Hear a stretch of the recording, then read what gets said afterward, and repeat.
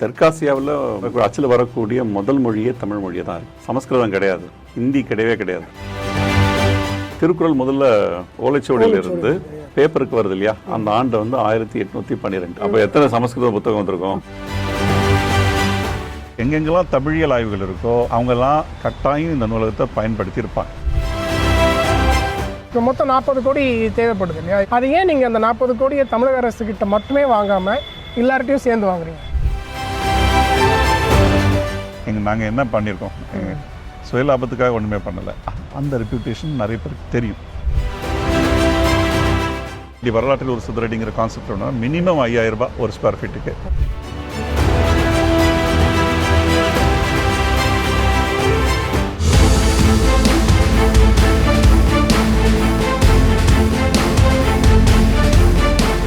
தமிழ் அறிவு வளாகத்தில் தான் இந்த நூலகம், இந்த ஆய்வு மையங்கள், இந்த மியூசியம் இதெல்லாம் உள்ளே வரப்போகுது. கூடவே ஒரு ஆடிட்டோரியம் உருவாக்கிட்டு இருக்கோம். ஒரு 400 பேர் உட்கார்ற மாதிரி ஒரு ஆடிட்டோரியம்.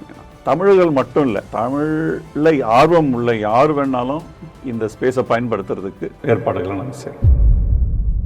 தமிழ் வளர, தமிழ் வளர்க்க, 5 லட்சம் தமிழ் ஆவணங்களை பாதுகாக்க ரோஜா முத்தையா ஆராய்ச்சி நூலகத்தின் புது பரிமாணம் தமிழ் அறிவு வளாகம் நம்ம சென்னையில். ரோஜா முத்தையா காரைக்குடிக்கு அருகில் இருக்கும் கோட்டையூரில் பிறந்தவர்.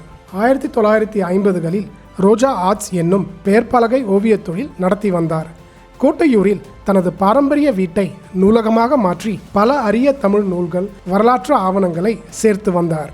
1992இல் இவரின் திடீர் மறைவிற்கு பின்னர் அமெரிக்காவின் சிகாகோ பல்கலைக்கழகம் CS லக்ஷ்மி வழியாக இதை அறிந்து ரோஜா முத்தையா சேகரித்து வைத்திருந்த 50,000த்திற்கும் மேற்பட்ட அரிய தமிழ் வரலாற்று ஆவணங்கள், புத்தகங்கள் ஆகியவற்றை பாதுகாப்பாக கோட்டையூரிலிருந்து சென்னைக்கு இடம் மாற்றினர். இதனால் தமிழ் மற்றும் தமிழரின் வரலாறு பாதுகாக்கப்பட்டது என்று கூட சொல்லலாம். 2004 வரை சிகாகோ பல்கலைக்கழகத்தால் பராமரிக்கப்பட்டு வந்த ரோஜா முத்தையா நூலகம் 2005 முதல் ரோஜா முத்தையா ஆராய்ச்சி நூலகம் என்ற ஒரு புது அறக்கட்டளை நிறுவி சென்னை தரமணியில் தனித்து சிறப்பாக இயங்குகிறது. ரோஜா முத்தையா ஆராய்ச்சி நூலகத்தின் புது பரிமாணமே இன்று உருவாகி வரும் தமிழ் அறிவு வளாகம்.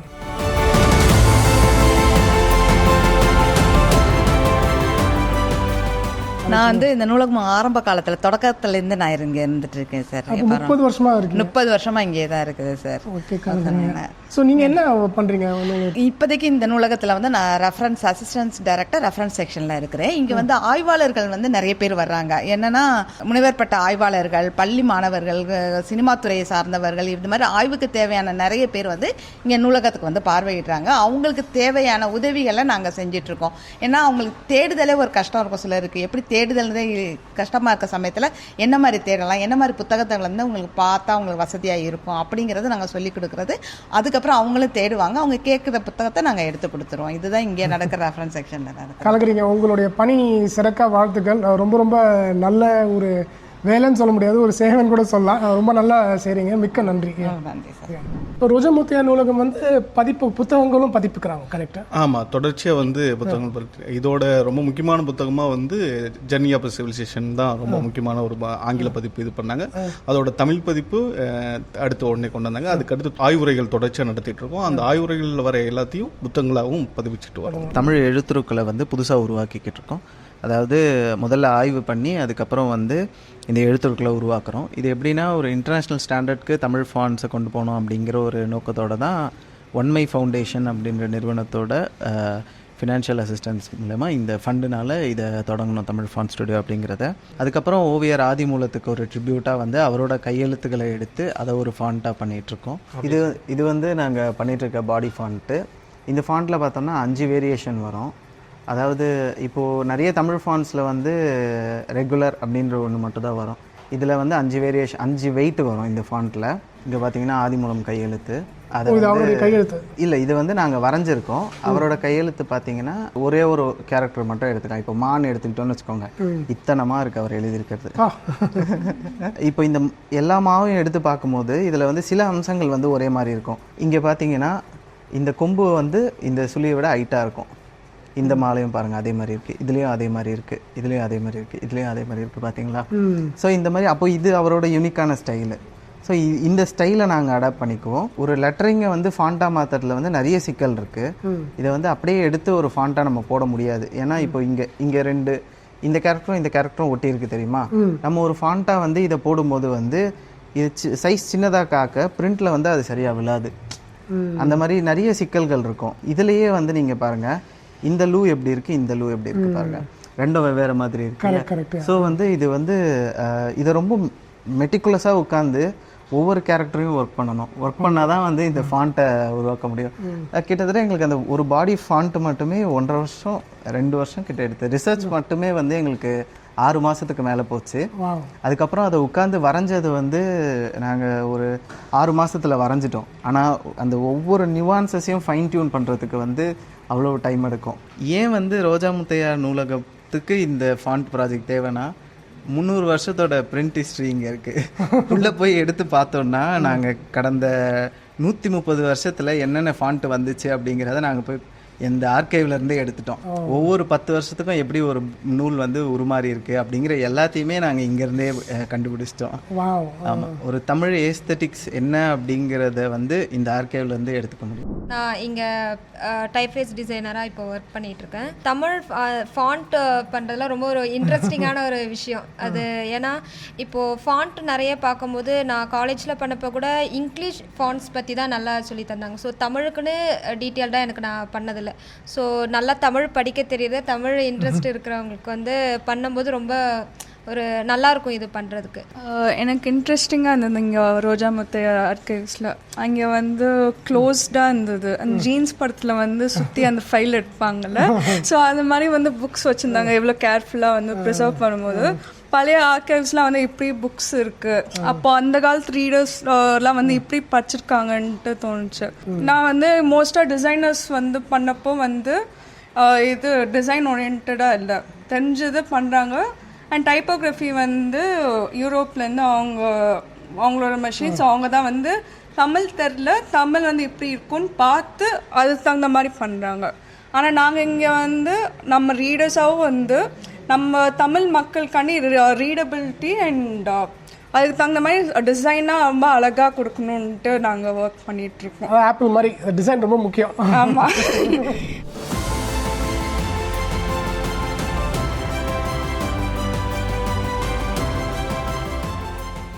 இப்போ ரோஜா முத்தையா ஆராய்ச்சி நூலகத்தின் புது பரிமாணம் தமிழ் அறிவு வளாகம். இந்த இடத்துல தான், இதான் அந்த கிரவுண்ட் ஜீரோ, இதான் அந்த இதுதான் சார்.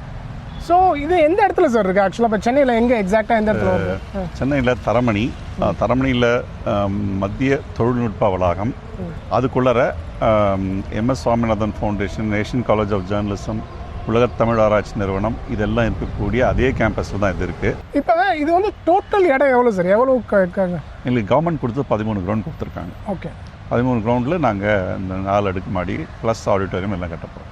மொத்தம் 40,000 சதுர 80,000 சதுர அடி பண்ணுறீங்க. ஸோ இதோட டோட்டல் ப்ராஜெக்ட் காஸ்ட்னா எவ்வளோ சார்? 40 கோடி எதிர்பார்க்குறோம். 40 கோடி இன்க்ளூடிங் இன்டீரியர்ஸ் எல்லாம் சேர்த்து, ஓகே, உள்கட்டுமானங்கள் எல்லாத்தையும் சேர்த்து 40 கோடி. அதில் வந்து ஏற்கனவே ஒரு 10 கோடி நாங்கள் ரைஸ் பண்ணிட்டீங்க. அப்போ இன்னொரு 30 கோடி தான் தேவை. அதனே சார் வரலாற்றில் ஒரு சதுரடி. என்னென்னா இது எல்லாருக்குமே ஒரு வாய்ப்பு, நம்ம எல்லாருக்குமான வாய்ப்பு. நாங்கள் இவ்வளோ தூரம் செஞ்சுருக்கோம், இந்த வேலைகளை செஞ்சுருக்கோம். இது நிறைய பேருக்கு தெரியும், நிறைய பேருக்கு தெரியாதவங்களுக்கும் நம்ம இதை வந்து இது மூலமாக, இந்த மூமெண்ட் மூலமாக தெரிவிக்கிறோம். எல்லாருக்குமே வந்து இதில் வந்து சேர்ந்துருக்கு, கைகோர்த்து செய்கிறதுக்கான ஒரு வேலை அது. அந்த வாய்ப்பை எல்லாருக்குமே கொடுக்கணும்னு நினைக்கிறோம். அது உண்மையிலே நிறைய பேருக்கு அது பிடிச்சிருக்கு. அவங்களோட பங்களிப்பு கொடுத்துக்கிட்டே இருக்கிறாங்க. அது மகிழ்ச்சி அளிக்குது. இப்போ மொத்தம் 40 கோடி தேவைப்படுது இல்லையா? இப்போ அந்த 40 கோடியை ஆக்சுவலாக தமிழக அரசே கொடுத்துடலாம். அது ஏன் நீங்கள் அந்த 40 கோடியை தமிழக அரசுக்கிட்ட மட்டுமே வாங்காமல் எல்லார்ட்டையும் சேர்ந்து வாங்குறீங்க? நாங்கள் என்ன நினைக்கிறோம், இது ப்ராட் பேஸ் பண்ணுறோம். இது தமிழ் அறிவாளாங்கிறது அரசோடது கிடையாது, ஒரு தனிநபர்கள் கூட்டமைப்பின் ஒரு முயற்சி. ஆனால் அரசு வந்து இடம் கொடுத்துருக்கு. எத்தனை கோடி ரூபாய் பெருமானம் இந்த மெயின் ரோட்டில், அதை நம்ம கணக்கில் எடுத்துக்கணும். ஒன்றுமே கொடுக்கலன்னு சொல்ல முடியாது. அது இல்லாமல் அதுக்கு மேலே 5 கோடி அவங்க கொடுக்குறேன்னு சொல்லியிருக்காங்க. 5 கோடி தமிழக அரசு. ஆமாம், அதில் 2 கோடி ஏற்கனவே கொடுத்துட்டாங்க, மீதி வரணும். ஸோ அப்படி இருக்கும்போது நாங்கள் இதை ப்ராட் பேஸ் பண்ணணும்னு நினைக்கிறோம். நாளைக்கு எல்லாத்தையுமே நாங்கள் கவர்மெண்ட்டை எதிர்பார்த்து செய்யலை. நாங்கள் இத்தனை பேர் கூட சேர்ந்து நின்று ஒரு முயற்சி எடுத்திருக்காங்க. மக்கள் வந்து இங்கே வந்து பார்க்கும்போது நானும் இந்த ப்ராஜெக்டில் நான் செஞ்சுருக்கேங்கிற அந்த எண்ணம் இருக்கு இல்லையா. இப்போ நீங்கள் ஹார்வர்டுக்கு சேருக்கு அப்படி தான் க்ரௌட் ஃபண்டிங் தான் பண்ணாங்க. அப்போ நானும் அதில் பண்ணியிருக்கேங்கிற அந்த எண்ணம் இருக்கு இல்லையா, அது ஒரு முக்கியமான ஃபீலிங். எங்களால் முடிஞ்சது அது அடுத்த ஜென்ரேஷன் கையில் கொடுத்துட்டு நாங்கள் போயிட்டு இருப்போம். ஆனால் அது சரியான ஆட்கள் கையில் கொடுக்கணும், சரியான இன்ஃப்ராஸ்ட்ரக்சரோடு இருந்ததுன்னா நல்லது. அதுக்கான காலம் இது. இந்த காலத்தில் செய்யலைன்னா எப்போ செய்ய முடியும்னு எனக்கு தெரியல. இதில் கான்ட்ரிபியூட் பண்ணுறவங்களுக்கும் ஒரு கொஸ்டின் வரும்ல. அதாவது வந்து இப்போ நம்ம பணம் கொடுக்குறோம் 40 கோடி, இது எப்படி சரியான வழியில் தான் செலவு பண்ணுறோமா அப்படின்ற ஒரு இயற்கையாக ஒரு கொஸ்டின் வரும்ல. அதற்கு என்ன சார் சொல்லுங்கள்? ரொம்ப நியாயமான கேள்வி. கட்டாயம் அதுக்கு பதில் சொல்லணும். என்னென்னா, நம்ம நிறுவனம் வந்து ட்ரஸ்ட் இருக்கு இல்லையா, அந்த போர்ட் ஆஃப் ட்ரஸ்டீஸ்ன்னு சொல்லக்கூடிய ஆட்கள் வந்து மிக மிக முக்கியமான ஆட்கள். சொசைட்டியில் பேர் பெற்றவர்கள். அவங்களுக்கு எந்த வகையிலையும் அவங்களுக்கு தனிப்பட்ட முறையில் யாருக்குமே இதில் லாபம் இல்லை பார்க்காதவங்க.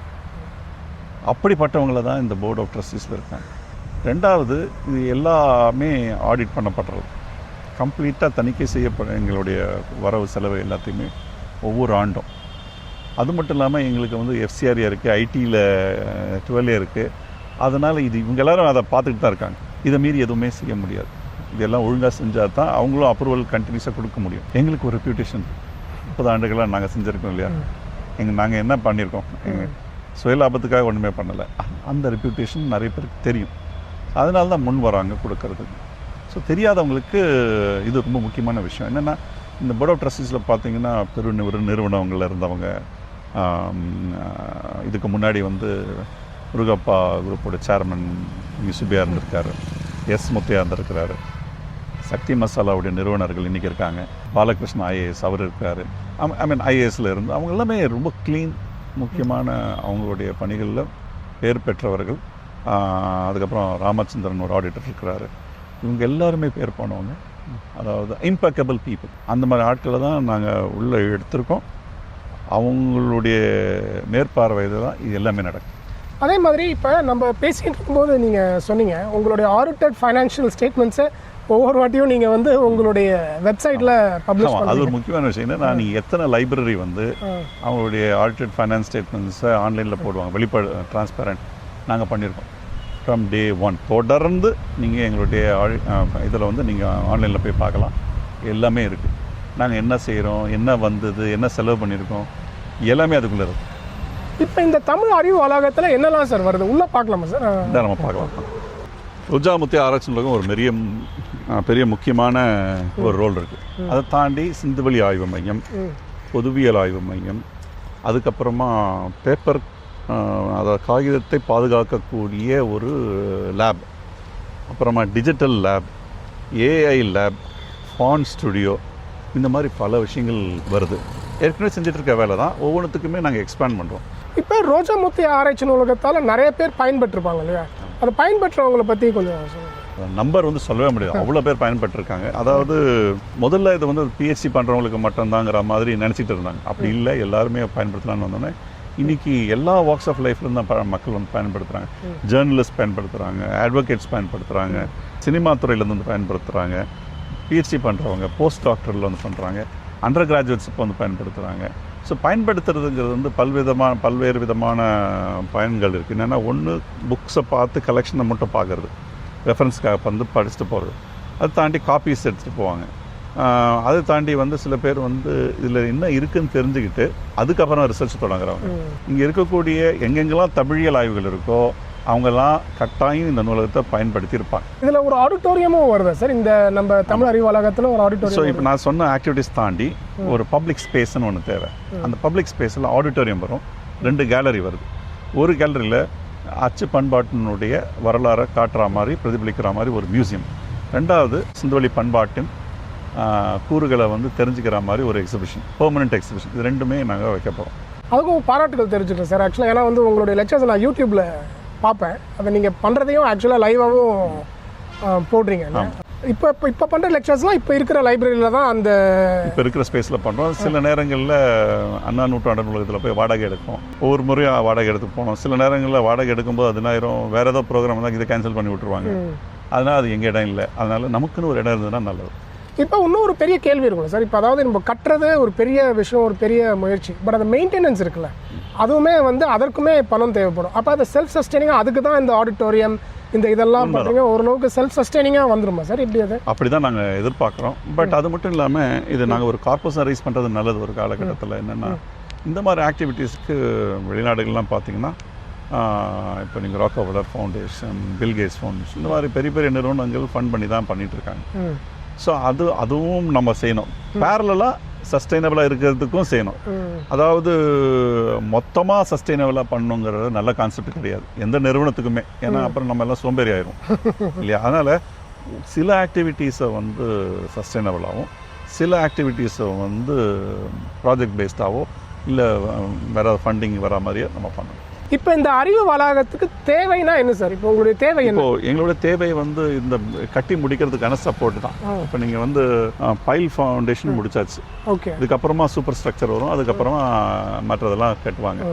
இதே நாங்கள் ஃபேஸ் மேனர் தான் பண்ணுறோம். ஃபேஸ் 1ல் வந்து லைப்ரரி, அதுக்கு அந்த ஆக்டிவிட்டீஸுக்கெல்லாம் தேவையானது. அடுத்தது தான் ஆடிட்டோரியம்.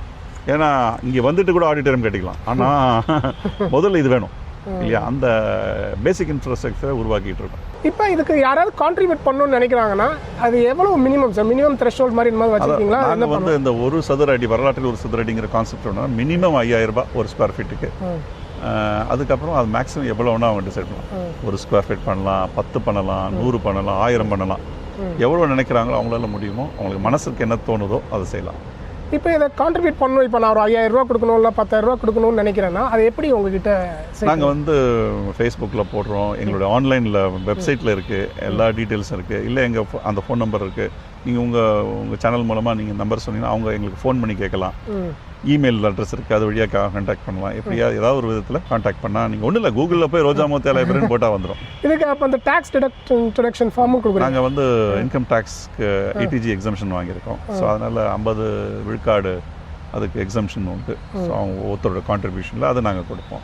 இப்போ தமிழ்நாட்டில் இருக்கிறவங்க கான்ட்ரிபியூட் பண்ணுறாங்க. இப்போ வெளிநாடுகளில் இருக்கிறவங்க எப்படி இது இருக்குது? வெளிநாட்டில் இருக்கவங்களுக்கு வந்து அவங்க அங்கேருந்து டைரெக்டாக பணம் அனுப்புனாங்கன்னா அது வந்து FCRE அக்கௌண்ட் வழியாக தான் வரணும். அதுக்கு அந்த அக்கௌண்ட்டு எங்ககிட்ட இருக்குது. அதுக்கான டீட்டெயில்ஸும் நாங்கள் கொடுப்போம். அந்த மாதிரி ஏற்கனவே வந்திருக்கு, தொடர்ந்து வரணும். இப்போ அமெரிக்காவில் இருக்காங்க இல்லையா? இப்போ அமெரிக்காவில் இருந்து நிறைய பேர் பார்த்துட்டு இருப்பப்போ அவங்களுக்குலாம் வந்து அவங்க கான்ட்ரிபியூட் பண்ணணும்னா அங்கே ஒரு லோக்கல் அக்கௌண்ட் மாதிரி வச்சுருக்கீங்களா சார்? அவங்களுக்கு ஒரு வேளை டேக்ஸ் எக்ஸம்ஷன் தேவைன்னா டேக்ஸ் எக்ஸம்ஷன் இருக்கக்கூடிய ஒரு நிறுவனத்துக்கு கொடுத்து எங்களுக்கு அனுப்ப சொல்லணும். ஓகே. அந்த இது இல்லையா சார், இந்த ஹார்வர்ட் ஷேருக்கு அனுப்புறதுல? அது இருக்குது. அந்த ஹார்வர்ட் ஷேர் பண்ணுறேன்னு எடுத்துக்கிட்டு இருக்காங்க. அது மாதிரி இன்னும் 2-3 தமிழ்நாடு ஃபவுண்டேஷன் அவங்களும். ஓகே, தமிழ்நாடு ஃபவுண்டேஷனுக்கு அனுப்பிச்சிட்டு அவங்களும் பண்ணலாம், இவங்களும் பண்ணலாம். ஓகே. ஸோ இந்த இடத்துல தான் வந்து நம்ம இதான் கன்ஸ்ட்ரக்ஷன் சைட்டு. இதுதான் கன்ஸ்ட்ரக்ஷன் சைட். ஆமாம், இந்த 13 கிரவுண்ட் இருக்குது. அந்த ஃபென்ஸ் பண்ணியிருக்கிறது 13 கிரவுண்ட். அந்த பிரிட்ஜ் சொன்னீங்க, அது வந்து ஃப்ளைஓவர் வெளியில் இருக்குது. அது ஆமாம், அதான் அந்த பிரிட்ஜுக்கு பக்கத்தில். அதுதான் நமக்கு பார்டர். இது எப்போ முடியும் சார்? இது ஆக்சுவலாக 12லேருந்து 18 மாதம் ஆகும். பணம் வரதை பொறுத்து தான். ஓகே, கண்டிப்பாக பணம் வந்துடும் நினைக்கிறேன் சார். அது பணம் வந்துருச்சுன்னா சீம்லெஸ்ஸாக ஃபேஸ் 1 ஃபேஸ் 2 முடிச்சிடலாம். தாமதமாச்சுன்னா ஃபேஸ் 2 பணம் வந்ததுக்கப்புறம் தான் எடுக்க முடியும். ஓகே, அதான் ஃபேஸ்ட் மேனரில். அதனால ஃபேஸ் மேனர். ஃபேஸ் 1க்கு எவ்வளோ தேவைப்படுது? 25 கோடி தேவைப்படும். 25. பட் டோட்டல் காஸ்ட் வந்து 40 கோடி. பட் நம்ம டிலே ஆக காஸ்ட்டும் ஏறும். காஸ்ட் ஏறதுக்கு வாய்ப்பு இருக்குது. ஏற்கனவே நாங்கள் பிளான் பண்ணது 30 தான். ஆனால் நீங்கள் 2 வருஷம் டிலே ஆனதில் ஸ்டீல் ப்ரைஸில் இருந்து எல்லாமே ஏறி இருக்கு. ப்ளஸ் எல்லாமே உங்களுக்கு எக்ஸ்போனன்ஷியலாக ஏறுது. நம்ம போன வாட்டி பேசும்போது நான் பெர்மிஷனுக்குலாம் வெயிட் பண்ணிட்டு இருக்கேன் அப்படின்னு சொல்லிட்டு இருந்தீங்க. பட் இப்போ பெர்மிஷன் எல்லாமே வந்துருச்சு. இப்போ கட்டிட வேலையை ஆரம்பிக்கிறது தான் ஆரம்பிச்சாச்சு. ஓகே, தமிழ்நாடுடைய அன்மிகு சீஃப் மினிஸ்டர் தான் இதுக்கு கால்கோள் விழாவில் வந்து அடிக்கல் நாட்டி எங்களுக்கு வந்து தொடக்கி வச்சிருக்கிறாரு. அதுலேருந்து நாங்கள் உடனே தொடங்கிட்டோம். தமிழ் வளர்க்க வரலாற்றில் ஒரு சதுர அடி. தமிழ் எங்களை வந்து இந்த ஆப்பர்ச்சுனிட்டி எங்களுக்கு கொடுத்துருக்கு. எங்களை மாதிரி இப்போ மற்றவங்களுக்கும் கொடுத்துருக்கு. நம்ம எல்லாரும் கைகோர்த்து இந்த வேலையை செய்யணுங்கிறது என்னுடைய வேண்டுகோள். நன்றி, வணக்கம்.